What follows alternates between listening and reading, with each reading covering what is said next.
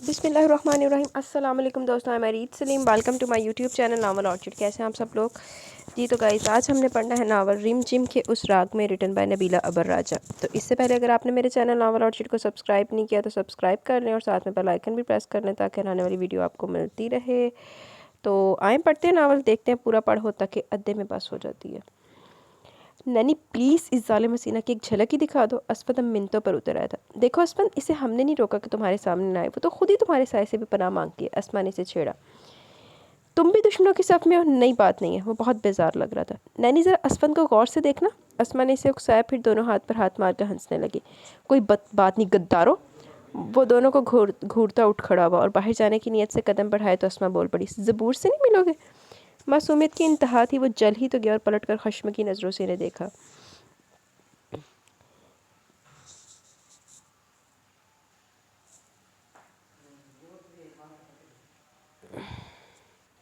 अपने कमरे में जहाज़ी साइड बेड पर, डबल बेड पर वो सीने के बल लेटा अस्पन मुसलसल ज़बूर के बारे में सोचे जा रहा था। आखिर क्यों गुरेज़ा रहती हो मुझसे? क्यों मेरे सब्र को आजमाती हो? जिस रोज़ मेरे अंदर का आतिशफ़शा उबल कर बाहर आकर तो बहुत बुरा होगा, बहुत बुरा। आखिर मेरे आगे तुम्हारी हैसियत क्या है? इतनी नाजुक सी तो कहाँ मेरे आगे ठहर सकोगी? आखिर में वो खुद ही मुस्कुरा दिया, जैसे तसव्वुर की आंख से इसे देख रहा हो। साहब जी, चाय। ज़ुबैदा कमरे का दरवाज़ा खोलकर अंदर आ चुकी थी। अचानक इसके तसव्वुरात का सिलसिला टूटा। वह चौंक कर इसकी तरफ मतवज्जा हुआ, फ़ौरन सीधा हो गया। कितनी बार कहा है दरवाजे को नॉक करके आया करो। इसे ज़ुबैदा की आमद इस वक्त बहुत बुरी लगी। आहो ज़बूर दे ख्यालां ने भी जुड़ पे हो ऐसी। अच्छा जी, वो सहम सी गई। सुनो, मेरे कोई अच्छे से कपड़े निकाल दो। बाहर जाते जाते वो फिर पलट आई। जिस वक्त वो वजाहत मंजिल पहुंचा तो सारी नौजवान नस्ल लॉन में जमा थी। वो भी इधर चला आया। ये आजकल इधर के चक्कर ज़्यादा नहीं लग रहे हैं? अली ने इसे गौर से देखा और बाकियों से तायद चाहिए। येस ऑफ कोर्स, वो यकजुबान होकर चिल्लाए तो असफन ने अली की गर्दन में अपने आहनी हाथों में दबोच ली। छोड़ दे जालिम, तुझे ज़बूर का वास्ता। अली तकलीफ से बेहाल हो रहा था। असफन ने इसे छोड़ दिया। उन्हें वास्ता ही एडा खतरनाक दिता सी छड़ना तुन बांधा सी। मुझे अब पता चला कि ज़बूर तुमसे इतना भागती क्यों। ये अस्मा थी। सब दबी दबी मुस्कुराहटों से हंसने लगे। तुम लोगों से तो बात करना ही फजूल है। मैं अंदर दादों के पास जा रहा हूँ। वो उठ खड़ा हुआ। पता है हमें सब। सायरिश ने आंखें मटकाई। वो कई तासुर दिए बगैर अंदर बढ़ गया। आ जाओ। जहारा की आवाज़ दस्तक के जवाब में सुनाई दी तो इसने दरवाजे पर दबाव डाला और अंदर दाखिल हुआ। सामने वो दुश्मन जहाँ और गारत ईमान बैठी थी। आओ आओ बेटा, बड़े दिनों बाद सूरत दिखाई। जहारा ने शिकवा भी कर डाला। वो जो ज़बूर को देखने में मगन था बौखला कर इनकी तरफ मतवज्जा हुआ। बस वो कुछ मसरूफ़ था। वो इनके करीब ही बैठ गया तो ज़बूर ने रुख मोड़ दिया। वो बैठ के दूसरे सिरे पर थी जो दीवार के साथ था। अब कोई राह फरार न थी। आगे की तरफ असफन जो था। जहारा बेगम की खैर दरियाफ्त करने लगी। फिर इधर उधर के किस्से शुरू हो गए। अच्छा असफन, तुम बैठो, मैं नमाज़ पढ़ के आती हूँ। जहारा पाँव में जूते पंसाती बाहर चली गई। असफन ने भी अदब का खोल उतार फेंका और इस तरफ बैठ गया जहाँ से पूरा चेहरा नज़रों की गिरफ्त में था। वो नर्वस होने लगी और बेड से उतरने लगी। हाँ, नॉट एट ऑल। वो आगे की तरफ झुक गया तो ज़बूर ने फ़ौरन चादर से चेहरे को ढांपा। शोला हुस्न से न जल जाए चेहरे का नकाब, अपने रुखसार से पर्दे को हटाए रखिए। असफन ने शेर पड़ा तो वह घबरा गई। देखिए, मुझे जाने दें। वो बेबसी से गोया भी तो मुस्कुरा दिया। अभी नहीं। असफन ने नफ़ी में सर लाया। आखिर आप चाहते क्या हैं? वो बुरी तरह उंगलियां मरोड़ रही थी। किससे इजहार मुद्दा कीजिए, आप मिलते नहीं, क्या कीजिए? असफन दिन में कोई शायर दी तड़पती भड़कती रूह आई हुई। असफन ने मुतबस्सम लहजे में शेर पड़ा। ऐन इसी वक्त सहरिश, नैनी और असमान नमूदार हुई। ज़बूर ने बिजली की तेरी से बाहर की तरफ दौड़ लगाई। फिर क्या क्या बातें हुई? तीनों इसके करीब टिक गई। तुम्हें क्यों बताऊँ? वो भी ज़रा भी बदमज़ा ना था। तो ये बात है? नैनी ने इसे देखा। जी यही बात है, वो इसी के अंदाज में बोला। अच्छा आओ, चाय भी मान लो, आसमात के तुम्हारे इंतज़ार कर रही है। अस्मा ने बाजू पकड़ कर इसे उठाया। हम दीदारे यार से सराब है, किसी चीज़ की हाजत नहीं है। वो रोमांटिक हीरो के अंदाज में बोला तो तीनों हंसने लगे। आहो हो होने ने कुछ नहीं चाहिए, जिस मकसद वास्ते ऐसी हो तो हो गया। अस्मा प्लीज़, सिर्फ 1 घंटे की बात है। वो 15 मिनट से अस्मा को कायल करने में लगा हुआ था। ये बहुत मुश्किल है असमन, और जो किसी बड़े को असल चक्कर की खबर होगी तो मेरी खैर नहीं, मैं नहीं कर सकती। वो साफ इनकारी थी। भाड़ में जाओ तुम, आइंदा मुझसे बात करने की कोई ज़रूरत नहीं है। असमन ने रिसीवर पटका और कमरे में चक्कर लगाने लगा। आयशा बेगम अमेरिका अपने भाई और बहन से मिलने गई हुई थी। इसी महीने इनकी वापसी थी और 1 माह से ऊपर हो चला था। इसने ज़बूर की एक झलक तक न देखी थी। अस्मा से फ़ोन करके कहा कि तुम किस तरह से इधर ले आओ, फिर ले जाना। फिर नैनी से बात की, मगर दोनों ने हरी झंडी दिखा दी। झलाकर इसने तकिए को दौरा कर दिया। असफन बड़ी संजीदगी से नाराज़ हो गया था। 2 हफ्ते से ऊपर हो चला था, इसने इधर का चक्कर ही नहीं लगाया। रात आयशा का फ़ोन आ गया। अस्मा ने रिसीव किया। सलाम दुआ के बाद वसल बात की तरफ आई। अस्मा, तुम सहरिश और नैनी के साथ मिलकर घर का जायज़ा ले लेना और ऊपर के गेस्ट रूम के 3 कमरे भी साफ़ करवा लेना। इसके बाद वो इसे मज़ीद हदायत देने लगी और ये बताकर फ़ोन बंद कर दिया कि वो परसों 7 बजे की फ़्लाइट से अपनी बहन और 2 बेटियों के हमरा पहुंच रही हैं। सहरिश काम बन गया। वो रिसीवर रखकर इसकी तरफ मुड़ी। कैसा काम? वो हैरान थी। वो असमत वाला। अस्मा खिलखिलाई। चलो अभी असमत की तरफ इसे ये खुशखबरी सुनाते। नैनी पुरजोश हो गई। हाँ ये क्या? अस्मा के मुंह से अचानक निकला। वो लोग असमत के घर अभी भी आई थी। ड्राइंग रूम का हशर हो रहा था। तमाम कुशन उल्टे पड़े थे। सोफे अपनी जगह से हटे हुए, गीला तौलिया कारपेट पर, जूते सोफे पर। वो टीवी लाउंज की तरफ बढ़ी। वहाँ का हाल भी मुख्तलिफ ना था। असमत बड़े मगन अंदाज में टीवी देख रहा था। इनकी आमद का सिरे से नोटिस ही नहीं लिया। ये सब क्या है? घर का हशर देखो। उस फोड़ लड़के को देखो। सैरिश ने जैसे मातम किया। तीनों बैठ गई। असमत तुम्हारा काम हो जाएगा। अस्मा ने धमाका किया। वो बेयकीनी से इसे देख रहा था। सच कह रही है ये? कल रात आंटी का फ़ोन आया था। सैरिश आगे की कहानी सुनाने लगी। याहू, इसने नारा लगाया। थैंक्स सो मच प्यारी बहनों। ये बताओ क्या पेश करूं? दिल पेश करूं, जान पेश करूं? सीने पर हाथ रखकर वो झुका। बड़ी देर के बाद होश आया। नैनी को बदला लेने का मौका मिल गया, पर वह संबंधी किया जो शर्मिंदा हो जाए। फ़ौरन जवाब दिया। मेरे होश तो तुम्हारी कज़न ने उड़ा रखे हैं। दादू मेरा तो कल बहुत ज़रूरी टेस्ट है, मैं नहीं जा सकती। अस्मा ने इनकार कर दिया। और मेरा तो प्रैक्टिकल है, मेरा जाना तो बहुत ज़रूरी है। सर अमजद बहुत सख्त है, आप ज़बूर से कहें ना चली जाए। असफन भी घर पर नहीं है, जुबैदा और परवीन से मदद ले ले। नैनी ने इनकार के साथ मशवरा भी दे दिया। सैरिश आज ही मामू के घर चली गई थी, अब ले दे के ज़बूरी रह गई थी। ए बेटा तुम ही चली जाओ। बच्ची ने इतनी दूर से फ़ोन किया, सोचे कि पहली दफ़ा कोई काम का वो भी ना कर सके। जहाना बड़ी उम्मीद से इसे देख रही थी। ठीक है दादू मैं चली जाऊँगी। वो बोली तो इन्होंने झट से चूमा। नैनी और अस्मा यूनिवर्सिटी जाते हुए से इस्माइल विला ड्रॉप कर गई थी। परवीन और जुबैदा इसी की मुंतज़िर थी। ज़बूत वक्त ज़ाया किए बगैर बिना अपने काम में लग गई। अच्छा खासा टाइम तो कमरों की झाड़ पोंछ में लग गया। वो जी जान से मगन थी। जुबैदा से असफंद की पसंद नापसंद के बारे में बता रही थी, पर ज़बूर का इस तरफ ध्यान ही नहीं था। तीसरा कमरा सबसे ज़्यादा तवज्जो का मुस्तहिक था। शुक्र है वो यहाँ नहीं है, वो दिल में सोचकर खुश हो रही थी। नैनी ने ही इसे बताया था कि वो कराची गया और 1-2 हफ्ते के बाद ही आएगा। ज़बूर ने सुख का सांस लिया। अब एक कमरा बाकी था। ज़ोहर की नमाज का वक्त हो रहा था। जुबैदा ने इसे जाए नमाज ला कर दी। वज़ू करके वो खुश खुजू से नमाज पढ़ने लगी। नमाज के बाद जुबैदा ने इसे खाना ला कर दिया। ज़बूर के बेहद स्टार पर दोनों को इसके साथ खाना पड़ा। अच्छा अब तुम जाकर नीचे ड्राइंग रूम और दूसरे कमरे देख लो, मैं ऊपर की सफाई करके आती हूँ। वो आखिरी कमरे की तरफ बड़ी। से एहसास हुआ कि सबसे ज़्यादा फैलावा तो इस कमरे में है। कमरे की आराइश और चीज़ों से लग रहा था कि कमरा यकीनन मर्द का, और असफंद के सिवा किसका हो सकता था। इंतहाई बेजारी से इसने बेडशीट झाड़ कर बिछाई और नीचे गिरे हुए कपड़े उठाने लगी। काली शर्ट इसके हाथ में थी, जिसमें से किसी मर्दाना क्लोन की खुशबू आ रही थी। मर्द की खुशबू भी तो नामहरम है। इसके अंदर से आवाज़ आई। इसने बेख्तियार शर्ट फेंक दी, जैसे इसमें छूत के जरासीम हो। अचानक इसे एहसास हुआ कि कमरे में कोई और भी है। बाथरूम का दरवाज़ा बंद था। खौफ ने इसके कदम जकड़ लिए। फिर दिल ने तसल्ली दी कि हो सकता है परवीन या जुबैदा में से कोई हो। परवीन, जुबैदा, अंदर तुम हो? वो बड़ी यकीन से बोली। फिर बाथरूम का दरवाज़ा खुला। गिरे बालों को तौलिए से रगड़ता हुआ असफन बाहर आ गया। वो अपनी जगह सुन सी होगी। असफन ने इसकी आवाज़ सुनकर शर्ट के बटन भी बंद नहीं किए थे। ऐसे बाहर आ गया था। वो हैरत से था कि इसके बेडरूम की सफाई तो प्रोग्राम में शामिल नहीं थी। वो दरवाजे की तरफ बढ़ा तो ज़बूर एकदम होश में आई और अपनी चादर लेने सोफे की तरफ लपकी। इससे पहले असफन ने इसकी चादर उठा ली। एक नज़ारा है चांदनी शब का, इनका यूं बेनकाब मिलना। असफन ने हंसपे आदत शेर पड़ा। देखें मेरी चादर दे दें। वो यूं खड़ी थी जैसे भरे बाजार में बेपर्दा हो गई हो। रुख से पर्दे को ज़रा देर हटा रहने दो, तुमको देखेगा वही जिसकी कज़ा आई है। वो फिर शरीर हुआ, चादर इसकी तरफ उछाल दी। ज़बूर ने फ़ौरन चादर इर्द गिर्द लपेटी। जलवा बिगो कमाल नुमाइश है आदम, कितनी हसीन लगती है सूरत हिजाब में।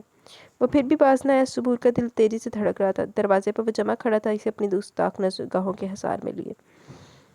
कितनी अच्छी लग रही हो यूं बीवी के स्टाइल में काम करते हुए। मुझे अब इस बेड पर बैठते हुए खूबसूरत सा एहसास भी होगा कि आपने अपने हाथों से इस पर बेडशीट बिछाई है।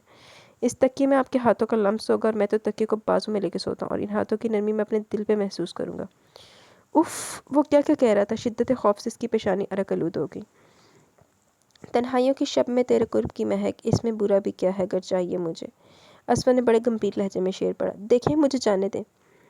इसका लहजा काँप रहा था। क्यों इतनी मुश्किलों से तो वक्त आया, आइए बातें करते हैं। असफर का लहजा पुरसकून था। साथ ही वो चलता हुआ एनीस के करीब हो खड़ा हो गया और बड़े बेबाक अंदाज में से देखने लगा।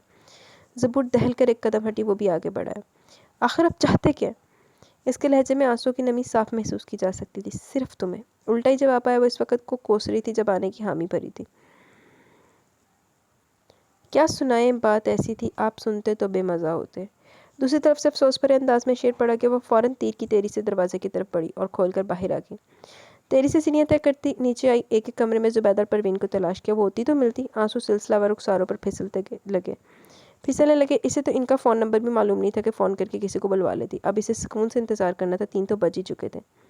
इस घर में वो इसके साथ अकेली थी। वो लोफर इंसान कुछ भी कर सकता था। इसकी आंखों के अंदाज याद करके वो नए सिरे से खौफजदा होने लगी। दिल ही दिल में सूरतें पड़ने लगी, पर शर्ट के बटन बंद करता वो इधर ही चला है। यार आराम से बैठो, बातें करते हैं। वो यूं बोला जैसे जन्म जन्म की बेतकल्फी हो। नहीं, मुझे कोई बात नहीं करनी, झट इनकार किया। पर मैं तो करूँगा, मेरे दिल पर हाथ रख कर देखो ये क्या कह रहा है। वो फासले मिटाता करीब आकर दीदा दलेरी से इसका हाथ पकड़कर सीने पर रख लिया। नहीं नहीं। ज़बूर की चीख बड़ी फितरी थी। ऐन इसी वक्त पोर्च में गाड़ी रुकने की आवाज़ आई। वो चौंक कर हटा। नैनी और अस्मा इधर ही आ रही थी। अंदर का मंजर दोनों के लिए खासा हैरानकुन था। अचानक नई अफ्ताब से वास्ता पड़ा। ज़बूर धुआं था रोते हुए अस्मा से लिपट गई। वो बस रोए जा रही थी। अस्मा न चाहते हुए भी मुजरिम बन गई, क्योंकि नैनी की निगाह बड़ी कड़ी थी। जाओ अस्मा, इसे ले जाओ, गाड़ी में बैठो, मैं आती हूँ। वो जारहाना अंदाज में कमर पर हाथ रखे हुए इसकी तरफ मुड़ी। ये क्यों रो रही है और क्या किया इसके साथ तुमने? नैनी की ज़ुबान बड़ी बेख्तियार थी। What do you mean? वो अनजान बन गया। अब इतने बच्चे ना बनो तुम। पता है मुझे सब कि तुम्हें खुद पर कितना इख्तियार है। नैनी ने इसकी गैरत को ललकारा। कुछ नहीं किया मैंने, बस हाथ पकड़ने का जुर्म सरजद हो गया मुझसे। असफन इसकी शक भरी निगाहों से तिलमिला ही तो किया। वो तेज़ तेज़ कदमों से चलती हुई गाड़ी में बैठ गई। मौसम बददस्तूर अबरआलूद था। अस्मा के लाख कोशिशें कर लेने के बावजूद ज़बूर चुप होने में ना आ रही थी। गाड़ी पोर्च में रुकते हुए उतर कर अपने कमरे की तरफ भागी। शुक्र का मुकाम था कि जहाना ताई और आलिया बेगम घर पर नहीं थी। रात 8 बजे के करीब दोनों ने इसके कमरे का रुख किया। वो कंबल लपेटे बेसुध पड़ी थी। नैनी ने डरते डरते इसकी पेशानी पर हाथ रखा, जो बुरी तरह तप रही थी। बाहम मशवरा करने के बाद डॉक्टर आबिद को बुलाया गया। डॉक्टर आबिद शुरू से इनके ख़ानदानी डॉक्टर थे। उम्र 70 से तजावज़ कर चुकी थी, मगर सेहत काबिल रश थी। लगता है कि बच्ची डर गई है किसी चीज़ से। इन्होंने चेकअप करने के बाद दवाएं और हदायत दी, रुखसत हो गए। लगता है कि बच्ची डर गई है किसी चीज़ से। इन्होंने चेकअप करने के बाद दवाएं और हदायत दी और रुखसत हो गए। हाय अस्मा, अब क्या होगा कि किसी को पता चल गया तो? नैनी की परेशानी चेहरे से साफ पड़ी जा सकती थी। इसी वक्त आलिया बेगम का फ़ोन आ गया। वो तीनों आज नहीं आ सकती। वो एक करीबी अजीज़ के घर तकरीब में शिरकत के लिए गई थी, जहाँ दिलाराम बेगम से तीनों की खूब बनती थी। इन्होंने इसरार किया कि आज रुक जाएं, गुजरे वक्त को दोहराएंगे। ये खतरा भी टल गया। खाना खा के टेबल पर से सब उठ चुके थे। नौकर मेज़ से बर्तन उठाने के बाद अस्मा ने दूध गर्म करवाया। खाना खा के टेबल पर से सब उठ चुके थे। नौकर मेज़ से बर्तन उठाने के बाद अस्मा ने दूध गर्म करवाया और फ्रिज से फल निकालकर प्लेट में रखे और ज़बूर के कमरे की तरफ बढ़ी। नैने पहले ही इसके पास मौजूद थी। ज़ेबी चंदा कुछ खा लो। अस्मा ने इसे चमकारा और उठाकर बिठाने की कोशिश की। ज़बूर की आंखें सुर्ख अंगारा हो रही थी। अचानक इसने ज़ोर ज़ोर से अपने हाथ बेड की पट्टी पर मारने शुरू कर दिए। हाय अल्लाह जी, मेरे हाथ नापाक हो गए। इस शैतान ने मेरे हाथ पलीद कर दिए। वो अपने आपे में ही न थी। नैनी ने इसे काबू किया और फिर वो होश से बेगानी हो गई। अस्मा तेरी से उठकर फ़ोन की तरफ मुड़ी और असफन का नंबर डायल करने लगी। बेल जा रही थी। अब इतनी बहुत ज़्यादा ओवर रिएक्ट कर रही है यार ये ज़बूर बीबी। मगर कोई भी असफन के नंबर डायल करने लगी। बेल जा रही थी मगर कोई फ़ोन भी नहीं उठा रहा था। तंग आकर इसने मोबाइल नंबर पर रिंग किया। इस दफ़ा वो मिल गया। हेलो। असफन के लहजे से सरशारी टपक रही थी। बस मुक्कन वाली तेरी सरशारी। रात के 11:30 बज रहे थे। वो सोने की तैयारी कर रहा था। असफन, तुमने तो अपने अरमान पूरे कर लिए, मगर अब हम क्या करें? वो मुसलसल कई घंटों से बेहोश पड़ी है। असमत का दिमाग भग से उठ गया। पहले नैनी और अब ये अस्मा। तुम्हारा मतलब क्या? आखिर तुम्हारी कज़न साहिबा इतनी नाजुक है तो इन्हें 7 पर्दों में छुपा कर रखो। कहीं सूरज की चमक और पानी की धार से वो मोम और नमक से बनी मोहतरमा बह ही न जाए। My foot. असमत भी गुस्से में आकर पूरी कुव्वत से रिसीवर क्रैडल पर पटका। इसकी नस नस में जैसे शरारत दौड़ने लगी। इतनी बेतबारी। वो आग आग हो रहा था। वासफन न्याजी, ये सिला मिला तुझे। वो दीवार पर मुक्के बरसाने लगा। तसल्ली नहीं हो रही थी। वो कमरे में टहलने लगा। इसकी बेहोशी को भी भूल गया। सारी रात वो करवटें बदलता रहा, किसी पहलू चैन न आया। इधर ज़बूर सारी रात हज़ियान बकती रही। अम्मी अम्मी, मैं शैतानों से दूर रहूँगी, मेरा वादा आपसे। अब तुम अब मुझसे नाराज़ नहीं होगी। फिर वो सूरत फलक और सूरत नास पढ़ने लगी। वो दोनों बहुत परेशान थी और दुआ करी थी कि वो कल तक बिल्कुल ठीक हो जाए। इन्हें अगर पता होता कि असफंद की ज़िद के ये नताइज निकलेंगे तो हरगिज़ ये प्रोग्राम ना बनाती, मगर अब तीर कमान से निकल चुका था। ऊपर वाले को शायद दोनों पर रहम आ गया। दोनों तमाम रात इसके पास बैठी रही। सुबह 4 बजे के करीब अस्मा की आंख लगी तो नैनी भी सो गई। किसी की सिसकियों की आवाज़ से नैनी की आंख खुली। वो फ़ौरन लौट हुई। ज़बूर हमेशा की तरह नमाज़ पढ़ी थी और सलाम फेरने के बाद रो रही थी। नैनी फिर सो गई। 12 बजे के करीब वो कसरमंदी से उठी। अस्मा पहले उठकर जा चुकी थी। वो वॉशरूम में घुस गई। ज़बूर अपनी किताबें फैलाए पढ़ रही थी। इसने इत्मीनान का सांस लिया। इतने में जहारा बेगम भी आ गई। ए आलिया, ज़बूर का चेहरा तो देखो कितना सरसों के फूल की माने हो रहा है। कल तो अच्छा खासा छोड़ कर गई थी। क्या हो गया मेरी बच्ची को? वो फिक्रमंद सी होगी। कुछ नहीं दादो, आपका वहम है। आंसू पीकर वह ज़बरदस्ती मुस्कुराई तो अस्मा और नैनी ने इत्मीनान का सांस लिया। घर की तमाम ख़वातीन तैयारियों में लगी हुई थी। आयशा को अमेरिका से आए 2 रोज़ हो चुके थे। आज जहारा बेगम ने बहुओं समेत पोतियों को भी कहा कि इनसे मिलना है। ज़बूर ने इनकार कर दिया। लिहाजा सहरिश, नैनी और अस्माई गई। असफंद अपनी अमेरिकन पलट कज़न से गुफ्तगू कर रहा था। तीनों की आमद का सिरे से नोटिस ही नहीं लिया। रूखा सा सलाम का जवाब दिया, फिर बातों में मगन हो गया। असफन की खाला जुनैरा तो पाकिस्तान का चक्कर लगाती रहती थी, पर इनकी दोनों साहबजादियाँ पहली बार पाकिस्तान आई थी। मैं सहरिश हूँ, ये नैनी है मेरे ताया की बेटी, और ये असमा मेरे अंकल की बेटी। सहरिश ने खुद ही तारुफ़ करवाया। हाय, आई एम माहम। असफन के साथ बैठी खूबसूरत सी हसीना ने बेनियारी से तारुफ़ करवाया। मैं मारिया हूँ, ये मेरी बड़ी बहन है। दूसरी लड़की खासे तपाक से मिली। ऐसे जड़ियाँ बारों आंदियां एक ने एक नमूना ही आंदा ना। वो चारों ही आपस में बातें करती है। माहम असफन से करती रही। माहम असफन से शरीके गुफ्तगू रही। तीनों के दिल इसकी तरफ से बुरे हो चुके थे। तोबा, कितनी मकरूर लड़की है। हाय, आई माहम। असफा ने जलकर इसकी नकल उतारी। मैं तो आइंदा कभी से मिलने नहीं जाऊंगी। आई बड़ी नवाब की बच्ची। नैनी ने जूते उतारते हुए इन्हें अपने प्रोग्राम से आगाह किया। वैसे छोटी बहन बहुत अच्छी है, कितनी मोहब्बत से मिली। माहम को देखा कैसे असफन के करीब बैठी हुई थी, और ये असफन कितना बदल गया। सैरिश ने आखिरी जुमला आहिस्ता से कहा। हाँ, वैसे हमने इसके साथ अच्छा भी तो नहीं किया, नैनी बोली। वो इसी सलूक के काबिल था। सैरिश ने जले दिल के फपोले फोड़े। इसे असफन का नज़रअंदाज करना बुरी तरह खल रहा था। पता नहीं किस सलूक का मुस्तक सी तो उतना हुई की, लेकिन ज़बू ने ओवर रिएक्ट किया। ज़ोरों शोर से सफाइयाँ हो रही थी, पर्दे बदले जा रहे थे, बेड शीट्स और कुशन्स को धोए जा रहे थे, कुशन कवर धोए जा रहे थे, नए सिरे से झाड़ पोंछ हो रही थी। आखिर को जुनैरा बेगम और उनके अमेरिका से आई बेटियों के एजाज़ में दावत जो दी जा रही थी। मैं कहा पता नहीं कोई ईद उद आ गई। आलिया बेगम लड़कियों के सर पर खड़ी होकर तमाम काम करवा रही थी। हर चीज़ तैयार थी। जहरा बेगम ने सैरिश से कहकर ज़बूर को अच्छे से कपड़े पहनाकर तैयार कर दिया, क्योंकि जुनैरा बेगम पहली बार इनके घर आ रही थी। वो तीनों तो तैयार थी, बस ज़बूर का मसला था जो अपने कमरे में घुसी हुई थी। अस्मा इसके कपड़े इस्त्री करके ले आई थी। मैरून टिश्यू की खूबसूरत सी शर्ट पर सुनहरी काम बना हुआ था। साथ टिश्यू का चूड़ीदार पजामा था, या पजामा तो दूसरा कर लेती, और गेंजा का पजामा कौन पहनता, और ऑफ वाइट और गेंजा का दुपट्टा था। ईद पर यह सूट ज़बूर के लिए बनवाया गया था, पर इसने पहना ही नहीं था। अब इस सूट पर अस्मा की नज़र पड़ी, वो यही इस्त्री करके ले। चलो पहनो, वो लोग आने वाले होंगे। इसने कपड़े से थमाए। मैं नहीं पहनूंगी, बस यही ठीक है। वो सादा सूरती कपड़ों पर नज़र दौड़ाकर पुरसकून होगी। ज़बूनो चित्रा दी कमियाँ बस बहुत ही ओवर एक्टर जी ना होवे थे। ये ठीक नहीं है ना। असफन की खाला और कज़न्स पहली बार आ रही हैं। नैनी ने अपनी सख्त लहजे में सरजनिश की तो इसका दिल भर आया। चुपचाप कपड़े लेकर वो ड्रेसिंग रूम में चली गई तो नैनी इन दोनों की तरफ देखकर मुस्कुरा दी, जैसे कह रही हो देखा मेरा कमाल। कपड़े बदल कर वो सुस्त कदमों से बाहर निकल आई। सैरिश ने इलेक्ट्रिक रोलर से इसके अगले बालों की क्लट रोल की और बाकी बालों को बड़ी नफासत से चुटिया की। ये नहीं लगाऊंगी। मेकअप के लवाजमात की तरफ सैरिश के बढ़ते हाथ रुक गए। से यकीन हो गया कि अब की बार वो कामयाब नहीं होगी। फॉर गॉड से किस खूबसूरत दुपट्टे को बुक्कल की तरह न लेना। नैनी ने रोप डाला। दुपट्टा बार बार फिसल रहा था। ये मसला पिन लगाकर हल किया गया। अब आ भी जाओ, वो लोग आ गए। आलिया बेगम ने अंदर झांक कर इतला दी और उन्हें बाहर आने का इशारा किया। आ रहे मामा, आप जाएं। अस्मा ने मुतमिन किया। पहनो फटाफट। अस्मा ने नाजुक सुनहरी नाजुक से खुद से इसके आगे रखे। कितनी अच्छी लग रही हो। तीनों की निगाहों में सताइश थी। देखो, किसी से घबराने की जरूरत नहीं है। संभल कर बात करना, नर्वस ना होना, सब अपने। इनकी हिदायत जारी थी। बहादुर बनो, तुम किसी से कम नहीं हो। अस्मा ने हौसला बढ़ाया। इनकी हमराही में वो भी कदम उठाने लगी।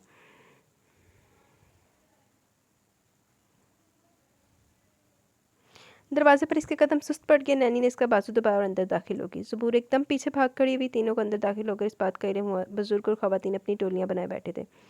नौजवान नस्ल ज़रा दूर बैठी खुशगप्पियों में मगन थी। असफन का रवैया आज भी उखड़ा उखड़ा था। माहम की बेनियाजी भी वैसी थी। बेटा ज़बूर कहाँ है? जहारा को इसकी गैर मौजूदगी का एहसास हुआ। दादा वो मसरूफ़ थी। नैनी ने बहाना गढ़ा भी तो कमज़ोर। जाओ इसे लेकर आओ। ताई ने सहरिश को उठाया तो वो गुस्सा ज़ब्त करती बाहर निकली। ज़बूर हस्बे मामूल अपने कमरे में थी। पुराने होलिये में कपड़े वो बदल चुकी थी। इसका गुस्सा सवा नेज़े पर जा पहुंचा। दूर फिटे हूँ ज़बूर ना, बस जुतियां छितरां दी कमियां बहुत ही अवी ओवर एक्टर हुई जा रही है। अगर कोई बंदा तुम्हें वैल्यू कर रहा है तो तुम एवं कौत के बाहर हुई जा रही हो। फ़ौरन बदलो कपड़े और आओ मेरे साथ। ज़बूर फरमाबरदार बच्चे की तरह इसकी हिदायत पर अमल करने लगी। 15 मिनट बाद वो फिर साबका अंदाज में थी। अब कि इसने ज़बूर का बाजू सख्ती से थामा और इसके अंदर दाखिल होने तक खुद बाहर खड़ी थी। सामने सब ख़वातीन थी। कुछ हौसला हुआ। यह है मेरी पोती ज़बूर। जहारा के अंदाज में फ़ख्र सा था। आयशा ने बड़ी मोहब्बत से पेशानी चूमी। ज़ुनैरा बड़े सर्द अंदाज में मिली। इसने किसी चीज़ को महसूस ही नहीं किया। आओ मारी और माहम से मिलवाऊँ। सैरिश ने इसे आगे किया। वह नजरें ज़मीन पर गाड़े आगे बढ़ी। How beautiful. मारिया खुद उठकर खड़ी हुई और अपने बराबरी बिठा लिया। असमन घर से इरादा करके लेकर निकला चला था कि इसकी तरफ नहीं देखना, न नज़रों और दिल को बेख्तियार होने देना। पर इस पर नज़र पड़ते ही सारे अहद भुला गया। आज तो इसकी छब भी निराली थी। वह हर रूप में जुदा लगती थी। ज़बूर रोल की भी लट को बार बार कानों के पीछे रसने की नाकाम कोशिश कर रही थी और इसकी एक एक हरकत इसके अंदरूनी इस्तराब की गुमास थी। कभी उंगलियां चटखाने लगती, ख्वाम का हाथ में ओढ़ने लगती, कभी कलाई में पड़ी चूड़ियाँ घुमाने लगती और कभी दुपट्टा दुरुस्त करने लगती। असफन बड़ी ढटाई से इसकी तमाम हरकतें देख रहा था और नज़रों के रास्ते दिल में इसका सुहाना रूप उतार रहा था। तीनों ने मारियम हमको बातों में लगाया हुआ था ताकि ज़बूर की तरफ किसी का ध्यान न जाए और असमत पूरे ध्यान से इसका मुशाहिदा कर रहा था। अचानक मारिया ने अपने बराबर से ज़बूर को उठाकर असमत को बिठा दिया। देखिए कितनी ज़बरदस्त जोड़ी है। मारिया की खुशी दी इतनी थी वो ज़बूर के बराबर बैठ गई। असमत भाई, ज़बूर प्यारी है ना? आपने इसे कहाँ देखा था? इसके लहजे में इश्तियाक था। क्या मैं हैंडसम नहीं हूँ? शुक्र करो इन्हें मुझ जैसा लड़का मिल गया। इसने अजीब ही जवाब दिया। चूम लेती है कभी लब तो कभी रुखसार, तुमने जुल्फ़ों को बड़ा सर पे चढ़ा रखा है। असमत ने इसके कान पर शेर पड़ा तो वह खिसक कर परे हुई। मैं जा रही हूँ। आनन फानन वो बाहर थी। ज़बूर का दिल जैसे हलक में धड़क रहा था। किस कदर करीब था वो लोफर ढीठ इंसान। महम बहुत बेनियाज लग रही थी। खाने के बाद असमत इस मुद्दे पर बैठा रहा कि शायद वो फिर आए, मगर इसे ना आना था और ना आई। मारिया को बहुत अच्छी लगी थी ज़बूर। वो थोड़ी देर बाद इसे ढूंढती इसके पास पहुंच गई। फिर बहुत जल्द तकल्लुफ़ की दीवार गिर गई। मारिया इससे चंद साल ही बड़ी थी। ये दूरियां नज़दीकियां बनती नहीं, ओ सनम आ भी जाओ तुम। असफन अंधेरा किए म्यूज़िक सुन रहा था। वारिस पे की पुरसहर आवाज़ माहौल से पूरी तरह हमाहंग थी। बार बार ज़बूर का नर्वस अंदाज और घबराया सरापा बेचैन कर रहा था। यूँ लग रहा था कि वो इसी कमरे में अपनी खुशबू छोड़ गई है। इसकी घबराहट गुरेज असफन के जज्बों को और हवा देते थे, पर वो कुछ भी ना समझती थी। एक दफ़ा भी तो इसके जज्बों की पजीराई नहीं की थी। आम लड़कियों से वो कितनी अलग थी। अब इनके दरमियान एक अटूट रिश्ता जुड़ चुका था, पर बिल्कुल भी इसका एहसास न था। कहना कहोगे जो अटूट रिश्ता जुड़ कैसी खोता जा। बहुत सारी लड़कियों में से असफन ने इसे चुना था। इसे तो इस बात पर नाज करना चाहिए था कि असफन जैसे लड़के ने इसे चुना है। नाज करना तो कजा, वो इससे बात करना भी पसंद नहीं करती थी। ये आम लड़कियों वाली शर्म हया हरगिज़ नहीं थी। सोचते सोचते जाने कब वो नींद की वादियों में उतरा। मुझे लगता है असफन ने अपने रंग ढंग दिखाने में तो बात। आयशा, तुमने मुझे इन्फॉर्म किए बिना असफन का रिश्ता तय कर दिया, वो भी इस पेंडू और अजीब सी लड़की से। जुनैरा बहन पर गरज रही थी और ना चाहते हुए भी शर्मिंदा होगी। बड़ी आपा, ये असफन की जिद थी। आंटी, असफन की जिद आपके आगे क्या हैसियत रखती है? ये महम थी बिगड़े बिगड़े तेवरों समेत। दोनों तरफ से इन पर गोलाबारी हो रही थी। मामा, देखा था आपने इसे जाहिलों की तरह बिहेव कर रही थी। सोसाइटी में कैसे इसके साथ मूव करेगी? जाहिल गवार। महम ने नफरत से अपनी सितवा नाक सुकेड़ी। लगता है किसी जंगल से उठकर आई है। जुनैरा ने एक और तीर चलाया। आंटी, मुझ में क्या कमी थी? असमत को मैं नज़र नहीं आई? महम ने मुँह फाड़ कर कह ही दिया। आयशा बहन की मोहब्बत के आगे मजबूर थी। आप क्या हो सकता है? अब तो दोनों का निकाह हो चुका है। इन्होंने बेबसी जाहिर की। चलो जी, दूर फिटे मुँह फेरते ज़बूर दे उत्ते। यार निकाह हो गया हुआ है तो फिर ये इतना अजीब पागलों वाला बिहेव क्यों कर रही है? ओवर एक्टर सी ना हो तो इतना ओवर एक्ट करते हैं बंदा। मैं समझी शायद कोई मंगनी वगैरह हुई है। उत्ते निकाह करती बैठी है डंगर जी। लो भला ज़रूरत क्या थी असफंद की बातों में आने की? जुनैरा ने फिर इन्हें लताड़ा वो कान बंद किए बैठी रही। तुम अभी तक सोई नहीं? गाड़ी लॉक करके अंदर पड़ता असफंद महम को लॉन में टहलते देखकर हैरान हुआ। फिर अचानक घड़ी की सुइयों पर इसकी नज़र पड़ी। 12 बज चुके थे। ते मेरे 12:55 हो गए ने। इतनी रात को वो भी सख्त सर्दी में शब ख्वाबी का लिबास पहनकर टहलना इसकी समझ में नहीं आया। नींद ही नहीं आ रही थी। वो मुस्कुराई। चलो अंदर, बीमार पड़ जाओगे। असफंद ने इशारा किया। वो पीछे पीछे इसके बेडरूम में आ गई और असफंद कपड़े बदलने वॉशरूम में घुस गया। गर्म पानी से गुस्ल करने के बाद वो बहुत फ्रेश और ताज़ा तन था। गुनगुनाते बाहर निकला तो वो हीटर के आगे बैठी हुई थी। मम्मी और आंटी सो गई? वो बालों में उंगली चलाते हुए पूछा था। हाँ, कब की? मैं बोर हो रही थी। मारिया भी जल्दी सो जाती है ना। माहम ने मजबूरी बताई। असफंद भी फ्लोर कुशन पर इसके सामने बैठ गया। बड़ा पुरसकून सा माहौल है। माहम ने इसके कमरे की तारीफ़ की। Thank you. वो मुस्कुराया। फिर इनके दरमियान लंबी बातें छिड़ गई। स्पाइस गर्ल्स की म्यूज़िक एल्बम, डेमी मोर की मूवीज़ और हॉलीवुड के सितारों की महम की सारी बातें इन्हीं के गिर्द घूम रही थी। असफंद बोर हो गया था। इसे शदीद नींद आ रही थी। महम को भी शायद इस पर तरस आ गया। अच्छा मैं जा रही हूँ, मुझे भी नींद आ रही है। महम ने बैठे बैठे अंगड़ाई ली। असफंद की नज़रें इसके सरापे पर टिक गई। काले रंग की इंतहाई बारीक और नफीस सी नाइटी पहनी हुई थी। वो गला इंतहाई बड़ा, आस्तीन नदारत। इसकी गोड़ी बेदाग जिल्द रोशनियाँ बखेरी थी। Good night. वो दरवाज़ा बंद करके चली गई। इसने उठकर दरवाज़ा लॉक किया और लाइट बंद करके बेड पर आ गया। ज़बूर और महम के मतज़ाद रवैये इसकी सोचों में हलचल मचा रहे थे। ज़बूर अकेले में इसके सामने सहमी हुई चिड़िया लग रही थी। बार बार खुद को ढांप रही थी और महम धड़ल्ले से तन्हाई में कई घंटे इसके साथ इस हुलिये में बैठी रही। हर मौजू पर आज़ादाना बहस करती रही। और एक वो थी जिसकी सांस असफंद को देखते अटक जाती थी। इसकी गर्म नज़रों की आँच से पिघलती नहीं थी। ना इसका जुनून इस पर असरअंदाज होता और ना इसकी गंभीर लहजे के जादू में वो आई थी। ना इसकी मर्दाना वजाहत के सहर में वो गिरफ्तार हुई थी। और महम कैसे इसकी बाजुओं को छूकर इसकी तारीफ़ करती थी। इसकी dashing personality, hairstyle, fitness, लंबे चौड़े कसरती जिस्म और आंखों को दिल मोह लेने वाली चमक को बेबाकाना सराहती थी। ज़बूर बात करना तो दरकिनार इस पर नज़र डालना भी गवारा नहीं करती थी। क्या बनेगा मेरा ज़बूर असफंद? वो खुद से बोला और तकिया दूरा कर दिया। आखिर क्या बात है तुम में जो मैं अपने होश गंवा बैठा हूँ? तुमने कैसा जहर पढ़कर मुझ पर फूंका कि तुम्हारे अलावा कुछ नज़र ही नहीं आता? तुम मेरी जगहों में खून के साथ गर्दिश करने लगे हो। इतनी अनजान और जालिम क्यों हो? कैसी लड़की हो तुम जिस पर मेरी मोहब्बत असर ही नहीं करती। हालांकि कोई और होता तो अब तक मेरी चाहत और वारफ्त की पर ईमान ला चुका होता। तुम शायद पत्थर हो या फिर नरम और कोमल जज्बों से अनजान हो। इतना गुरेज घबराहट क्यों? मैं कोई गैर तो नहीं हूँ। तुम्हारा तुम्हें अपनाकर भी एक अजनबी सा खौफ क्यों है? तुम्हें इन फासलों को गुर्बत में बदलना होगा। कब तक, आखिर कब तक? वो यकयक बागी हो गया और उठकर बैठ गया। कमरे में मुकम्मल अंधेरा था। इसे प्यास लग रही थी। टेबल लैंप चलाया तो अंधेरा ख़त्म हो गया। असमत ने हाथ बढ़ाकर जग से गिलास में पानी अंडेला और 2 गिलास कटाकट चढ़ा के। इसकी नींद ही उड़ चुकी थी।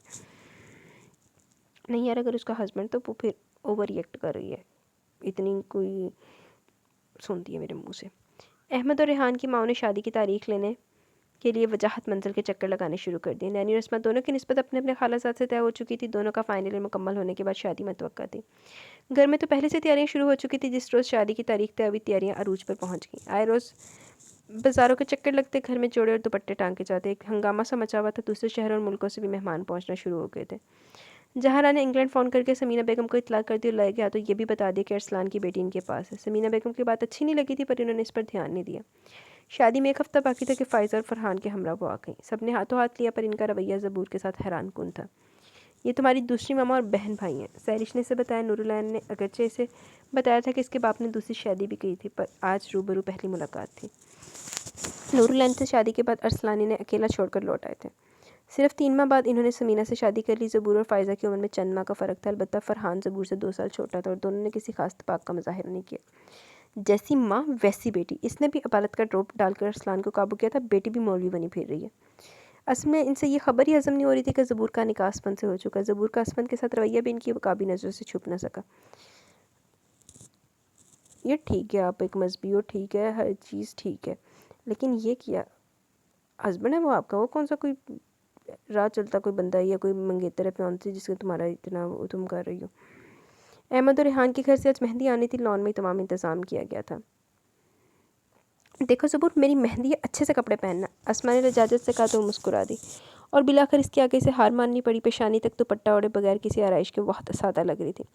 सैरिश ने देखा तो सर पीट लेके इतने अच्छे सूट का ये हशर किया। ज़बूर ने ध्यान नहीं दिया और कामों में लगी रही। इसका इरादा था जब मेहंदी आएगी तो वो अंदर चली जाएगी, क्योंकि मेहंदी लेकर आने वालों में लड़के भी होते हैं। पर इसे इस मौका ही नहीं मिला। पंडाल भर चुका था, लड़के लड़कियां सब जमा थे। वो इंतहाई परेशानी की आलम में थी। अचानक इसे एहसास हुआ कि कोई बड़े गौर से इसे देख रहा है। वो खोजने लगी और फिर साख्त सी होगी। वो जो कोई भी था, नज़रों में हैरत का जहांबाद की हर तरफ से बेनियाज होकर इसे देख रहा था। वो ख़वातीन की ओट में होगी, खुद पर नफरीन करने लगी कि वो यहाँ रुकी क्यों। क्या इसकी यही हैसियत रहेगी कि हर अरे गहरे की नज़र इस पर पड़े? गम और गुस्से से इसका दिल जाने लगा। वो सबसे आखिरी रो में लगी कुर्सियों में से एक पर बैठ गई। इसके आगे एक जम का फ़कीर था और वो किसी को नज़र नहीं आ रही थी। चादर नुमा दुपट्टा मज़ीद आगे कर लिया। रात के जाकर कहीं हाल खाली हुआ तो इसने इत्मीनान का सांस लिया। वो उठने लगी थी कि अस्मा के ज़बरदस्ती से बिठा लिया। अब इस सब अपने घर वाले थे। माहम और मारिया भी इधर रुक रही थी। शादी की तमाम रस्मों को इन्होंने बड़ा इंजॉय किया था। मारिया ने सबके साथ टप्पे गाने की नाकाम कोशिश की। चलो सरिश, चाय पिलवाओ। अली, अशर और असमत इधर ही चले आए। तीनों कई रोज़ से शादी के कामों में पेश थे, पर आज हर रोज़ से ज़्यादा मसरूफियत थी, इसलिए थकन भी ज़्यादा थी। असमत घास पर बिछाएगी, दरी पर हाथों का तकिया बनाकर लेट गया। अली ने इसके सीने को तकिया तस्वर करते हुए सर इस पर रख दिया और टांगे पसार ली। असमत ने फ़ौरन से पेशतर इसका सर झटका और परे हो गया। सैरिश और अली ने चाय ले आई और सबको सर्व की। सख्त सर्दी में गरम गरम भाप उड़ाती चाय मज़ा दे गई। अचानक अस्मा ने रोना शुरू कर दिया। नैनी क्यों पीछे रहती, ज़ोर शोर से इसका हाथ बटाना शुरू कर दिया। ये सख्त सर्दी दे बिच भी डंगर नूं असमान होर कोई जगह नहीं लभी पैण वास्ते, थले ज़मीन ते पिया आया। हाँ, ये बरसात किस खुशी में हो रही है? असफंद उठकर दोनों के पास आया और दोनों ने इसके गले लग के रोना शुरू कर दिया। ये मगरमच्छ के आंसू ना बहुत सब पता है मुझे। इसने भीड़ों के छत्ते में गया हाथ डाल दिया। असमा ने इसके घने बाल मुट्ठी में जकड़ लिए। अरे जालिम हसीना, छोड़ो बेचारे रेहान और अहमर का क्या बनेगा, मुझे तो तरस आ रहा है। वो बाल छुड़ाकर दूर हो गया। माहौल की उदासी एकदम छुट गई। सब हंसने लगे। चलो गाना गाते हैं। अशर ने ढोल अपनी तरफ घसीटा और मुकाबले का इशारा किया। अली की बारी पहली थी। हो सके तो मेरा एक काम करो। वो बड़े सुर और मूड में था। फरहान ने गर्ल आई एम बारबल सुनाया, ढोल और डफ के साथ इंग्लिश गाना। वो खूब हंसे। माहम ने वाना बी सुनाया। इसका लबो लहजा भी अमेरिकन था, इसलिए गाना गाने को बड़ा भला लगा। सबका ख्याल था कि अस्पन भी इंग्लिश सुनाएगा, पर इसने सबको वर्ता हैरत में डाल दिया। पलानी पुल्ला चक जुल्फा पल्ला नी पल्ला चक जुल्फां दा पल्ला, बदली विच लुकिया ए चन्न कितो वल्ला, नज़र न आवे वेख न चावे, सोने मुख नु दिल मेरा झल्ला। तालियों की आवाज़ में तंग सा था। अशर मेज़ बजा रहा था। अब दफ़ की आवाज़ खूबसूरत तासुर दे रही थी। अशफन की शोख निगाह ज़बूर को जैसे कुछ चिता रही थी। पल्लिया मैं मन्निया तू रूप दा ए गहना, इन्ना भी चंगा नहीं ओ मुखड़े ते रहना। हट जा क्यों देवे दुख, नज़र ना आवे मुख, होवे ना इंज मेरे दिल नू तसल्ला। असफंद और पंजाबी गाना अमेजिंग। अशर ने इसे हैरत से देखा। क्या मौके की मुनासबत से सॉन्ग गाया? नैनी ने एक नज़र ज़बूर के तने तने चेहरे पर डालकर इसे दाद दी। 4 बजे जाकर वो कहीं उठे। ज़बूर तो आधी नींद में पूरी कर चुकी थी क्योंकि वो पहले उठकर जा चुकी थी। नैनी और अस्मा क्या गई गोया अपने साथ रौन के भी समेट कर लेगी। अब तो थोड़ी सी देर के लिए आती थी। फ़ाइज़ और फरहान समीना समेत वापस जा चुके थे क्योंकि इनकी तालीम का हर्ज हो रहा था। समीना ने वादा कि वो छुट्टियों में बच्चों को लेकर ज़रूर पाकिस्तान आएंगी। अस्सलाम वालेकुम। ज़बूर को भी इत्तला मिली थी कि नैनी आई हुई है। वो दुपट्टा दुरुस्त करती ड्राइंग रूम में दाखिल हुई और सलाम किया। नैनी ने मोहब्बत से गले लगाया। रेहान ने सर पर हाथ फेरा और अरसल इसे देखे जा रहा था। वो हैरान था। इसे यहाँ देखकर अपनी बसारतों पर यकीन नहीं आ रहा था। ज़बूर इसकी आमद से बेखबर थी। नैनी ने तारुफ करवाया तो होश में फिर वहाँ रुकी नहीं। नैनी अरसल के सामने शर्मिंदा सी होगी। असल में मेरी ये कज़न ज़्यादा मिक्सअप नहीं होती लड़कों से। इसने शर्मिंदगी मिटाई। चलो अरसल से तो तुम्हारा पर्दा बनता है, ठीक है, तुम जो भी इसके साथ सही है बनता है, लेकिन असमन साहब ने किस वजह तो जी। भाई आप सच कह रहे हैं? सोनिया को यकीन नहीं आ रहा था। 100% सच। अरसल को इसके हवास पाकती पर हंसी आ गई। वो लड़की कहाँ रहती है? क्या नाम है इसका? क्या करती है? आपको कैसे मिली? सोनिया ने एक ही सांस में ताबड़तोड़ सवालात करने शुरू कर दिए। वजाहत मंजिल में रहती है। रेहान की शादी में से देखा था और शायद पढ़ती है क्योंकि खासी छोटी है। अरसल ने इत्मीनान से जवाब दिया। मैं मामा को बताने जा रही हूँ। वो बाहर भागी। थोड़ी देर में पूरे घर को खबर होगी कि अरसल को अपने ख्वाबों की हसीना मिल गई है। भाई जल्दी से हमें इनके घर ले जाए ना। सोनिया बहुत बेताब थी। हाँ अब तो जाना ही पड़ेगा क्योंकि रिश्ता तो तुम ही लोगों ने मांगना है। वो खूबसूरत से एहसास में गिर कर मुस्कुराई। इसे अपनी मंजिल बहुत नज़दीक नजर आने लगी। रेहान को भी बता दिया था। वो बहुत खुश हुआ और बेताब भी था कि आखिर वो लड़की कौन है जो अरसल जैसे बंदे को तस्खीर करगी। अरसल रेहान का बेहतरीन दोस्त था। दोनों घरानों के आपस में अच्छे ताल्लुकात थे। अरसल ने बाला ही बाला सरप्राइज़ देने के चक्कर में नैनी और रेहान को हर बात से लाइलम रखा। ज़बूर का मुनफरिद सा नाम अरसल के दिल पर जैसे नक्श हो गया। अरसल पुत्र बहुत लेट हो गया। उन्होंने असवंद लै उड़िया। ग्रे होंडा सिविक से उतरने वाली ग्रेसफुल सी खातून और प्यारी सी लड़की ज़बूर के लिए अजनबी थी। इत्तेफाक से सुनहरा माह हम आयशा और मारियन के यहाँ चाय पर मधु थी। चलो जी तो चुगली लग जानी असफंद। सब लॉन में बैठे गप्पे लगा रहे थे। नूर बेगम को जब इल्म हुआ कि रेहान की दोस्त की माँ और बहन है तो वो अलर्ट हो गई और इनकी बड़ी खातिर मदारत की। सोनिया को भी ज़बूर बहुत पसंद आई। आइंदा मिलने का वादा लेकर और ज़बूर को अपने आने पर बहुत इशरार करके गई। सोनिया ने बड़ी मोहब्बत से सहरिश और ज़बूर को अपनी सालगिरह पर बुलाया था। खुद घर आकर काट दिया था। ज़बूर ने हंसपे मामूल इनकार किया। अरे बच्चे बच्ची ने इतनी मोहब्बत से बुलाया, फिर नैनी की मियाँ के दोस्त की बहन है वो। जहारा ने मोहब्बत से राम किया तो इसे मानते ही बनी। ज़बूर नहीं आई। सोनिया बड़ी बेताबी से गेट पर टहल रही थी। सहरिश को देखा तो इसकी उम्मीदों पर ओस पड़ गई। ये है तुम्हारी ज़बूर। सहरिश ने इसे आगे किया तो सोनिया बहुत खुश हुई। अरसल भी बेताबी से मुंतज़िर था। सोनिया से निगाहों में सवाल किया तो इसने पीछे की तरफ इशारा किया। वो भी मुतमिन हुआ कि वो आ तो गई है। सालगिरह का तो बहाना था। सोनिया ने भाई की फरमाइश पर यह सालगिरह सिर्फ और सिर्फ ज़बूर के लिए अरेंज की थी। इन्हें लाकर ड्राइंग रूम में बिठाकर कोई भी मेहमान नहीं था। सोनिया अभी और मेहमान नहीं आए? सहरिश पूछ बैठी। मैंने सिर्फ आप दोनों को इनवाइट किया, इसने बताया। इतने में नगमा बेगम भी चली आई। साथ अरसल भी था। वो बेचैन सी हो गई। मिस ज़बूर आप तो कुछ ले ही नहीं रही। अरसल इसे मुखातिब करने की जुर्रत कर ही बैठा। इसके हाथ से घबराहट में प्लेट ही छूट गई। सहरिश ने नज़रों में से मलामत की। खा नहीं जाएगा तुम्हें? मौका मिलते इसने ज़बूर को डांटा। वो सोनिया नगमा के तमाम सवालात का जवाब हूँ हाँ में दे रही थी। घर वापस आते इसपन से टाकरा हो गया। कहाँ गई थी तुम लोग? वो इस्तफसार कर रहा था। वो अरसल है ना, रेहान भाई का दोस्त, इसकी बहन की सालगिरह थी, इधर गए थे। सहरिश ने जवाब दिया। मुकाम हैरत है। असफा ने कंधे चुकाए क्योंकि ज़बूर कहीं भी नहीं आती जाती थी। तो हुन भी ज़बरदस्ती पे जाए ज़बूर ने। असफा ने दोनों नए शादीशुदा जोड़ों को अपने फॉर्म्स की सैर की पेशकश की थी। वो साल में एक बार वक्त निकाल कर जाता ज़रूर था। इसकी सारी थकन उतर जाती थी पर सफ़र बहुत तवील और काफ़ी दुश्वार गुजारता। तय पाया कि नैनी, अस्मा, रेहान और अहमद के साथ वो सब भी जाएंगी। इन्होंने बहुत इनकार किया पर वो चारों नहीं मानी। यूँ वो सब भी जा रहे थे। अलीना, सहरी, शशर, मारिया, माहम और असफन सब बहुत पुरजोश हो रहे थे। जहारा बेगम ने सबकी ज़िद पर ज़बूर को भी जाने पर आमादा कर लिया था।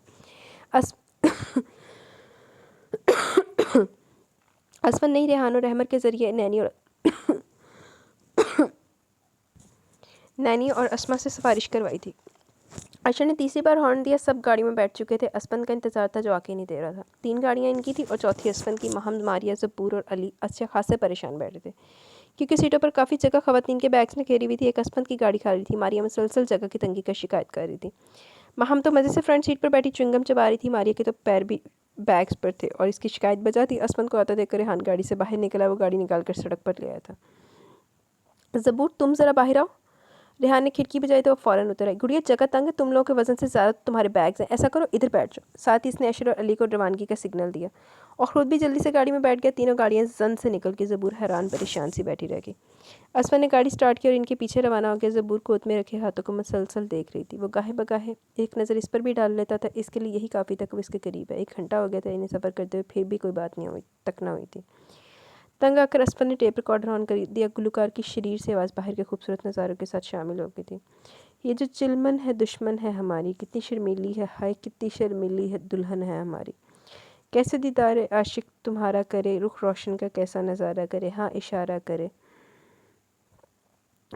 पुकारा करे। ये जो आंचल है शिकवा है हमारा, क्यों छुपाता है चेहरा ये तुम्हारा।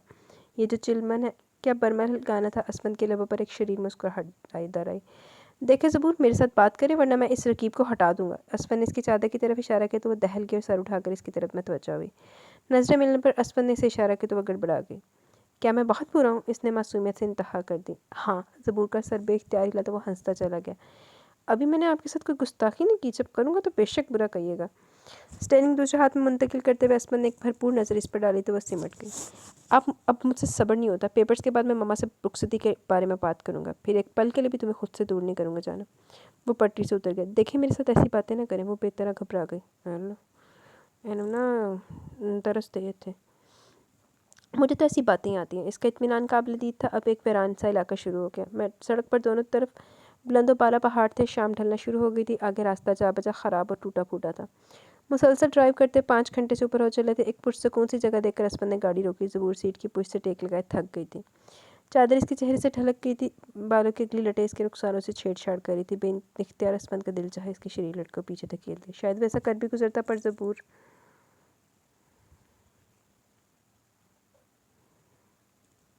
संभल कर बैठ गई। मौसम अबरआलूद था। गहरे बादलों की वजह से यकयक अंधेरा छा गया और मंजिल करीब थी। असफर संभल संभल कर गाड़ी ड्राइव कर रहा था। इनसे पहले वो सब पहुंच चुके थे और अब अपनी अपनी थकन उतारने में मसरूफ़ थे। वो भी ढेर हो गए। सब दबी दबी हंसी हंस रहे थे। कैसा गुजरा सफ़र? असमा ने छेड़ा। A1 first class. वो मुस्कुराए। हम घूम फिर कर रेस्ट हाउस का जायज़ा ले रही थी। ये रेस्ट हाउस असमन की डैडी ने तामीर करवाया था। कुछ फासले पर फार्म्स में काम करने वाले मुलाजमीन के घर थे। रेस्ट हाउस चारों तरफ से खूबसूरत मनाजर में घिरा हुआ था। सामने बुलंदो बाला पहाड़, दाएं तरफ कुदरती चश्मे, पीछे की तरफ हज़ारों एकड़ पर फैले हुए फार्म्स का सिलसिला और बाएं तरफ फलों के बागात। पूरा इलाका कुदरती हुस्न से माला माल था। तमाम मुलाजमीन इनकी आमद की इत्तला पाते अलर्ट हो गए। बारी बारी असमन से हाल अहवाल मालूम कर रहे थे। इनकी कोशिश थी लगे हाथों अपने मसाइल भी बता दिए जाएँ। असमन ने वादा किया कल इनकी शिकायत सुनेगा। बहादुर गरम गरम चाय ले आया था। अब भूख शिद्दत से सता रही थी, पर बहादुर की इत्तलात के मुताबिक खाने में कुछ देर बाकी थी। मौसम एकदम गज़ब का हो गया था। तेज़ हवाओं से खुले दरवाजे और खिड़कियाँ बजने लगे थे। दरख्त पर शोर की आवाज़ से हिल रहे थे। इस पर मतजाद की बिजली चलेगी। इस दौर आफ्ताब इलाके में मौसम का कुछ पता नहीं चलता था। कब बदल जाए। सर्दियों में क़यामत की सर्दी पड़ती थी और बारिश होती तो बिजली कई कई दिन गायब रहती थी। इस दिन भी यही हुआ। मूसलाधार बारिश हो रही थी। लाइट नदारद और सर्दी भी शदीद थी, मगर इमारत को गर्म रखने का इंतज़ाम माकूल था। बहादुर की छोटी बेटी वर्षे ने आतिशदान में मज़ीद लकड़ियाँ डाली और कैंडल लाइट जलाकर अलमारी पर रख दी। तारीकी ख़त्म हो गई। सहरिश और मारिया बहुत खौफजदा थी। सहरिश को तो रह रह कर इंग्लिश फ़िल्म याद आ रही थी जिसमें बिल्कुल ऐसी सिचुएशन माहौल था। अचानक कहीं से एक खौफनाक बला नमूदार होकर वहाँ पनाह लेने वालों को ख़त्म कर देती है। सहरिश की तसव्वुर कशी पर मारिया चीख पड़ी। क्या हुआ? सब जो अपनी अपनी बातों में मगन थे इनकी तरफ मतवज्जा हुए। हमें डर लग रहा है। दोनों ने एक दूसरे को मजबूती से पकड़ा हुआ था। मारी ने हरफ हरफ कहानी सुनाई और अपने खदशे भी बताए। बेवकूफ़ो, डरने की क्या बात है? ये मौसम यहाँ के लोगों के लिए आम सा है। यूँ भी मैं खुद जाकर गेट और दूसरे दरवाजे बंद करवाता हूँ। Be brave girls. असमन बाहर निकल गया। सब ने डट कर खाना खाया। यूँ भी हर चीज़ मज़ेदार थी। कमरा गर्म था। सब खुशगपियों में मगन थे। कोई बेड पर, कोई फ्लोर कुशन पर, कोई कारपेट पर, कोई आतिशदान के करीब विराजमान था। सबको जमाइयाँ आ रही थी। तमाम दिन का थका हारा जिस्म अब आराम मांग रहा था। बहादुर की बीवी गुल खानम ने सबके कमरों तक इनकी रहनुमाई की।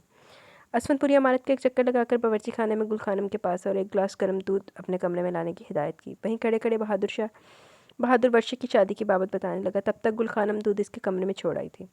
दरवाज़ा अच्छी तरह बंद करने की हिदायत देकर वो वापस कमरे में और दरवाज़ा बंद किया। कोट उतार कर परे फेंका। शर्ट के बटन खोलते खोलते एक मानूस से एहसास के ज़रिए असर वो बेख्तियार घूमा। आतिशदान के बाईं तरफ कुर्सी में दुबकी हुई यकीनन ज़बूर थी। किसी को इसका एहसास ध्यान ही न था। सब नींद और थकन से बेहाल थे। इसे उठाने का किसी को ख्याल ही न आया। यूँ भी वो नींद की कच्ची थी। कुर्सी पर बैठे बैठे सो गई थी। मोमबत्ती की कमज़ोर सी लो तारीकी ख़त्म करने में नाकाम सी कोशिश कर रही थी। इससे पहले को बेख्तियार होता इसे पुकार बैठा, ज़बूर ज़बूर। वो कुर्सी के करीब झुका तो वो एकदम बदहवास हो गई, कुर्सी से गिरते गिरते बची। इधर उधर देखा, कोई भी ना था। इसकी रूह आंखों में सिमट आई। उठे, मैं आपको आपके कमरे तक छोड़ा। असफंद का लहजा थका थका था। अपनी बीवी नहीं मूंह लाती उन्होंने असफंद, थका थका लहजा तो होना ही सी असफंद। आज बारिश तो नहीं हो रही थी पर बादल हवस मौजूद थे। असफंद सबको बागात की सैर करवाने लाया था। बादलों से ढके आसमान के नीचे फल और फूल सब्जे में छुपे दरख्त और बुलंदोबाला पहाड़ अपनी अलग ही छब दिखला रहे थे। सब बेफिक्र से एंजॉय कर रहे थे। माहम असफंद के साथ काफ़ी आगे निकल आई थी। अचानक मोटी मोटी बूंदें गिरने लगी। वो भाग कर दख्त तले आ गए। माहम एक स्वेटर में थर थर कांप रही थी। दूर कहीं बिजली गिरी। वो दहल कर असफंद से जा लिपटी। चलो माहम चलते हैं, इस बारिश के रुकने के आसार नहीं लगते। इसने आहिस्ती से खुद से अलग किया और अपनी जैकेट उतार कर माहम के कंधों पर डाल दी। इसका हाथ पकड़े वो तेजी से चल रहा था। भागते दौड़ते इन्होंने रास्ता तय किया। माहम तो लेदर की जैकेट की वजह से किसी हद तक महफूज रही, पर वो मुकम्मल तौर पर भीग चुका था। आगे कब से तुम्हारे लिए परेशान थे? अस्मा की नज़र इसके अंदर तक उतर गई। रास्ते में रुक गए थे। बहादुर बहादुर मेरे कपड़े तो निकाल दो। इसे जवाब देकर इसने बहादुर को पुकारा और कपड़े आने पर वॉशरूम में घुस गया। गुलखाना में इसके लिए चाय भी ले आई। वो अपना कप संभालता आतिशदान के करीब फ्लोर कुशन पर बैठ गया। माहम पहले वहाँ बैठी हुई थी। बिजली आज भी गायब थी। माहम सुर्ख गर्म कपड़ों के ऊपर काली शाल लिए हुए खुले बालों में समेत बहुत अच्छी लग रही थी। तभी तो अशर की नज़र बार बार भटक रही थी। मारिया ज़बूर के साथ जुड़ी बैठी थी। इसने अपनी 21 साल ज़िंदगी में खुदा से हकीकतन डरने वाली लड़की पहली बार देखी थी। इसकी देखा देखी मारिया ने भी दुपट्टा सर पर लेना शुरू कर दिया था। वह ज़बूर से बहुत मुतासिर थे। उफ़ ज़ेबी, तुम्हारे बाल कितने खूबसूरत हैं। पीछे से इसकी कमर से नीचे झूलती चुटिया बेख्तियार मारिया ने हाथ में पकड़ ली थी। मेरी अम्मी के बाल मुझसे ज़्यादा खूबसूरत थे। वो अफसरदा सी होगी। ज़ेबी, अगर मैं लड़का होती तो तुम्हें असफंद भाई से छीन लेती। तुम हो ही इतनी प्यारी कि मैं लड़की होकर बेईमान हो जाती हूँ। मारिया ने इसके कान में सरगोशी की तो ज़बूर ने खफकी से घूरा। अच्छा सॉरी। इसने फ़ौरन कान पकड़ लिए। इज्जत नहीं पहुँच रही ज़बूर। असफंद, ये माहम तुम्हारे साथ बहुत बेतकल्फ है। सच पूछो तो मुझे ये सब अच्छा नहीं लगता। तुम किसी और के साथ मंसूब हो चुके हो। अब ये सब बातें क्या मानी रखती हैं? जुनैरा बेगम की बातों की भनक अस्मा के कानों में भी पड़ गई थी। आज इसने अकेले में असफंद को जा पकड़ा। बाबा, कज़न है वो मेरी। वो चिढ़ गया था। असफंद, मैं तुम्हें इस मासूम सी लड़की के जज्बात से खेलने नहीं दूंगी। पहले ही तुम्हारे ऊपर वाज़ेह कर दिया था कि ज़बूर तुम्हारी सोचों के बरक्स है। वो भी गुस्से में आ गई। क्या तुम्हारी ज़बूर साहिबा जज्बात भी रखती हैं? वो सरासर इसका मजाक उड़ा रहा था। तुम खुद को समझते क्या? वो आउट होगी। मैं हरगिज़ तुम्हें इसका मजाक नहीं उड़ाने दूंगी। ऐसा करो, अपनी मोम सी बनी कज़न को शीशे के केस में संभाल के रख दो। असफंद ने और भी सुलगाया। तो तुम धोखेबाज। शिद्दत गम से अस्मा की आवाज़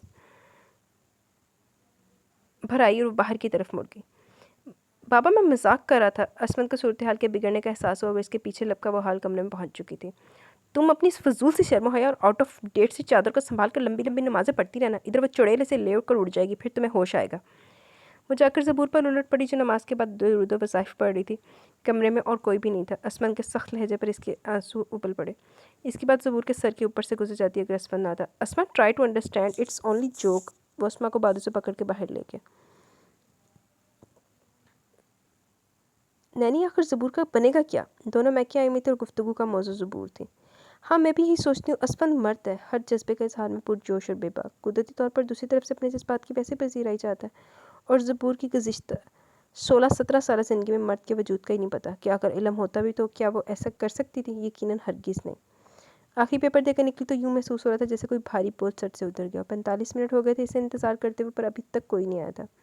अब तो कॉलेज में इक्का दुक्का लड़कियां बैठी थी। हर नई गाड़ी की आवाज़ पर ज़बूर गेट की तरफ लपकती कि शायद इसे कोई लेने आया हो। अब तो कॉलेज बिल्कुल खाली हो चुका था और बुज़दिल लड़की हमेशा की तरह घबरा गई। खुले गेट के आगे एक और गाड़ी आकर रुकी। नीली जीन्स और काली पैंट में मलबूस डार्क ग्लासेस लगाए वो यकीनन वसफन था। वो भी इसे देख चुका था। प्लीज़ ज़बूर जल्दी आए, वक्त बहुत कम है। वो बहुत संजीदा था, इसे सवाल जवाब करने की जरूरत ही नहीं हुई। चुपचाप खुले दरवाजे से अंदर बैठ के असफन ने दरवाज़ा बंद कर गाड़ी स्टार्ट कर दी। वो इतनी तेज़ रफ्तार ड्राइविंग कर रहा था कि बार बार इसका सर डैशबोर्ड से टकराते टकराते बचा। खुले गेट से गाड़ी अंदर दाखिल होगी, पर यह वजाहत मंजिल तो हरगिज़ नहीं थी। इसके जहन में झमाका हुआ इस्माइल विला देखकर पोर्च में गाड़ी खड़ी करके असफन ने इसकी तरफ का दरवाज़ा खोला। उतरो। इसका लहजा अजनबी सा था, इसमें हरकत ना हुई। क्यों? इसे अपनी आवाज़ दूर से आती हुई महसूस हुई। अभी बता दूंगा, जल्दी क्यों है? वो अजीब अंदाज से हंसा और बाकायदा इसका बाजू पकड़ कर घसीटा। नहीं। ज़बूर ने बाजू इसकी गिरफ्त से छुड़ाना चाहा पर नाकाम होगी। वो इसे अंदर ले आया। तुम्हारी तरफ मेरे बड़े हिसाब निकलते, इसीलिए ना आया हूँ। हिसाब किताब समझती हो? वो इसकी आंखों में आंखें डाल के आगे बढ़ा। हमारे खौफ के हटते हटते वो दीवार के साथ लग गई। असफन ने इसकी चादर का पल्लू पकड़ा और ज़ोरदार झटका दिया। वो इस पर आ रही थी। ऐसे मत करें। ज़बूर ने बहते आंसुओं के साथ इसके आगे हाथ जोड़ दिए। ना ना ना, ये हाथ मेरे आगे जोड़ने के लिए नहीं बने, ये लब फरियाद करने के लिए नहीं बने, ये आंखें मोती लुटाने के लिए नहीं बनी, ये नाजुक से हाथ मेरे दिल से खेलने के लिए बने। और ये लब इस पर झुका और गुस्ताखी कर बैठा। आपको खुदा रसूल सल्लल्लाहु अलैहि वसल्लम का वास्ता, मुझे छोड़ दें, ऐसे मत करें, आपको अपनी अम्मी की कसम। वो इसके कदमों में झुकी हुई थी। भड़कती आग पर एकदम किसी ने ठंडा पानी डाल दिया। बाहर आओ, मैं इंतज़ार कर रहा हूँ। इसका लहजा पत्थर से भी सख्त था। इसे गेट पर उतार कर वो चला गया। सुहेल वजाहत को हार्ट अटैक हुआ था, सब हॉस्पिटल में थे। आयशा बेगम को इत्तला मिली तो वो भी चली गई। जाते जाते असफन को ताकीद करके कि ज़बूर को कॉलेज से लाकर खुद भी हॉस्पिटल आ जाना। सुहेल साहब को मामूली सा हार्ट अटैक हुआ था, तीसरे दिन वो घर वापस आ गए। अच्छा भाई, हम तो चले, आप ख्वाब देखें। सोनिया जाते जाते इसे छेड़ने से बाज नहीं आई। वो माँ और दूसरी चंद खवातीन के साथ ज़बूर के घर भाई का प्रपोज़ल लेकर जा रही थी। जुनैरा बेगम और आयशा बेगम भी सुहेल साहब की खैरियत मालूम करने आई हुई थी। नगमा बेगम ने फ़ौरन मुद्दा बयान कर दिया। सब सख्ते में आ गए। बहन, मेरा बेटा ज़बूर को पसंद करने लगा, आप इनकार करके हमारा दिल मत तोड़िएगा। इन्होंने खामोशी का और ही मतलब लिया। नहीं बहन, इनकार कैसा, असल में ज़बूर का निकाह तकरीबन 1 साल पहले हो चुका है। ये ज़बूर की सास है। नूर बेगम ने आयशा बेगम की तरफ इशारा किया। आयशा बेगम ने जो बात असफन से छुपाने की कोशिश की, जुनैरा बेगम ने वो बात इजाफे के साथ असफन के आगे गोशगुजार कर दी। वो धम धम करता माँ के पास है। मामा, ये सच है कि ज़बूर के लिए रेहान के दोस्त अरसल का प्रपोज़ल है? वो बहुत संजीदा लग रहा था। हाँ बेटा, गलतफहमी की वजह से ऐसा हो गया। इन लोगों को मालूम नहीं था कि ज़बूर का निकाह हो चुका है। इन्होंने बात संभालने की कोशिश की। फिर ये पसंद का क्या चक्कर है? वो एकदम तैश में आ गए। इससे पहले कि और किसी का प्रपोज़ल आ जाए, आप फ़ौरन जाएँ और शादी की तारीख ले आएँ। आपने हर हाल में जाना है। अगर आप नहीं कहेंगे तो मैं खुद जाकर अंकल से बात कर लेता हूँ। इसने बात ही ख़त्म कर दी। ज़ुबैदा, सब चीज़ें रखवा दी ना? आयशा बेगम ने तीसरी बार पूछा। हाँ जी, इसने सुकून से जवाब दिया। अच्छा बैठो गाड़ी में, मुझे तो इस लड़के ने मुश्किल में डाल दिया। ज़ुबैदा, मेरा एक काम करो तो कि? ज़बूर वजाहत मंजिल में पहली बारी से देख रही थी। हाँ क्यों नहीं जी, वो खुशदिली से बोली। एकदम ज़बूर की मुश्किल आसान होगी। 3 दिन से सर पर पहाड़ उतराया गया था। देखो, ये अपने साहब को दे देना, किसी को भी पता न चले। लिफाफा इसके हाथ में पकड़ाते हुए वो बहुत डर रही थी, किसी को भी कानो कान खबर ना होगी। वैसे जुदाई के दिन अब थोड़े हैं। ज़ुबैदा ने अपनी दानिश में इसे छेड़ा क्योंकि इसे खबर थी आयशा बेगम क्यों आई है। ज़ुबैदा ने इस मोहब्बतनामे को मुट्ठी में दबा लिया। ज़ुबैदा जरा पढ़ ना लाई। ज़बूर के ख़त मेरे नाम? वो बहुत हैरान था। आयशा बेगम भी वहीं थी। इसने लिफाफा चाक करके बेताबी से खोला। लिखा हुआ था, असफन साहब, मुझे इस रिश्ते से इनकार है। मुझे तुम जैसे अवारा बदमाश अय्याश से शादी नहीं करनी। तुम जैसे बुरे लोगों के तफैल दुनिया में कोई अच्छा ही नहीं है। मैं नफ़रत करती हूँ तुमसे। मेरी तरफ से ये रिश्ता ख़त्म समझो। अपनी ख्वाहिशों की तकमील के लिए अपनी जैसी कोई और लड़की ढूंढो।